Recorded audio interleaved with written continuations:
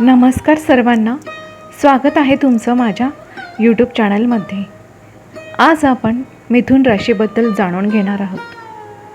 मिथुन राशी जर तुमची असेल तर पुढील काही मिनटं तुम्ही जे पण काही ऐकणार आहात ते अत्यंत महत्त्वपूर्ण आहे. ते कदाचित तुमच्या आयुष्यातील सर्वात महत्त्वाचा संदेश देखील ठरू शकतो. कारण पुढील 7 दिवस तुमच्या आयुष्यात असा निर्णय घेऊन येणार आहेत जो तुमच्या आयुष्याची दिशा पूर्णपणे बदलू शकतो. जर तुम्हाला स्वामी समर्थांवरती विश्वास असेल तर कमेंट बॉक्समध्ये एकदा श्री स्वामी समर्थ नक्कीच लिहा. कारण श्रद्धेने घेतलेलं एक नाव कधीकधी नियतीचं कठीण गणितही आपल्या बाजूने वळवू शकतं. त्यामुळे हे स्वामी भक्तांनो, कमेंट बॉक्समध्ये श्री स्वामी समर्थ जरूर लिहा. आणि हो, माझ्या यूट्यूब चॅनलला सबस्क्राईब केलं नसेल तर सबस्क्राईब जरूर करा. मिथुन राशीच्या लोकांनो, गेल्या काही दिवसात किंवा महिन्यात तुम्ही खूप काही सहन केलं आहे. कधी आर्थिक अडचणी, कधी नात्यांमधील तणाव, कधी मनातली भीती. असं वाटत असेल की मी इतका प्रयत्न करतोय किंवा करते तरी माझ्या आयुष्यात शांतता का नाही. अनेक वेळा तुमच्या मनामध्ये हे प्रश्न उपस्थित राहत असतील. मी सर्वांना मदत केली, साथ दिली, पण जेव्हा तुमच्यावरती वेळ आली तेव्हा काही लोक दूर गेले, काहींनी साथ सोडली आणि काहींनी तर तुमच्या भावनांची किंमत केलीच नाही. या सगळ्या अनुभवांनी तुमचं मन कधी खूप दुखावलं असेल. कधी एखाद्या रात्री शांत बसून तुम्ही स्वतःलाच प्रश्न विचारला असेल, माझ्या आयुष्यात आनंद कधी येणार. पण लक्षात ठेवा, नियती कधीच उगाच आपल्याला परीक्षा देत नाही. जेव्हा आयुष्य आपल्याला खूप कठीण प्रसंगातून नेतं तेव्हा त्यामागे एक मोठा बदल दडलेला असतो. त्यामुळे पुढील 7 दिवस मिथुन राशीसाठी एक नवीन वळण घेऊन येत आहे. या काळात काही गोष्टी अचानक घडू शकतात.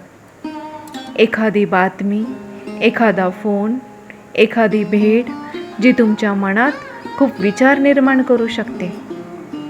कदाचित एखादी अशी संधी तुमच्या समोर येईल जी तुम्ही आधी कधीच अपेक्षित केलेली नव्हती.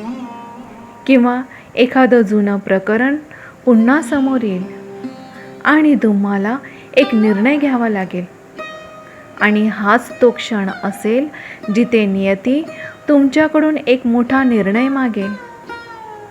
मिथुन राशीच्या लोकांची एक खास गोष्ट असते, ते मनाने खूप चांगले असतात, पण अनेकदा स्वतःच्या भावना दाबून ठेवतात. तुम्ही अनेक वेळा इतरांना आनंद देण्यासाठी स्वतःचं दुःख लपवलेलं आहे. लोकांसमोर हसत राहिलात, पण मनात मात्र खूप गोष्टी साठत गेल्या. पुढील 7 दिवसात कदाचित तुम्हाला जाणवेल की तुम्ही जे काही सहन केलं त्याचं कारण आता समोर येत आहे. काही लोक तुमच्या आयुष्यातून हळूहळू दूर होतील. काही नाती बदलतील, काही सत्य अचानक समोर येईल. सुरुवातीला हे सगळं थोडं धक्कादायक वाटू शकतं. मन थोडं अस्वस्थ होईल, पण एक गोष्ट लक्षात ठेवा, कधी आयुष्यात जे नातं तुटतं ते आपल्याला दुखवण्यासाठी नाही, तर आपल्याला योग्य लोकांपर्यंत पोहोचवण्यासाठी तुटतं. ह्या काळात तुमच्या आयुष्यात एक अशी व्यक्ती देखील येऊ शकते जी तुम्हाला खूप दिवसांनी समजून घेईल. किंवा एखादी जुनी ओळख पुन्हा तुमच्या आयुष्यात येईल आणि अनेक गोष्टी स्पष्ट होतील. मिथुन राशीसाठी हा आठवडा फक्त घटनांचाच नाही तर भावनिक बदलांचा आठवडा आहे. कदाचित तुम्ही एखादा निर्णय घ्याल जो तुमच्या करिअरबद्दल असेल, किंवा एखाद्या नात्याबद्दल, किंवा कदाचित स्वतःच्या आयुष्याबद्दल. आणि हा निर्णय घेताना तुमचं मन थोडं घाबरेल, पण लक्षात ठेवा, भीती जिथे संपते तिथेच नवं आयुष्य सुरू होतं. या 7 दिवसात एक छोटी पण महत्त्वाची गोष्ट करा.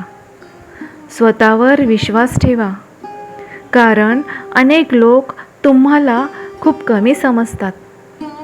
तुमच्या क्षमतेवर शंका घेतात, पण तुमच्या आत अशी ताकद आहे जी योग्य वेळ आली की सगळ्यांना दिसेल.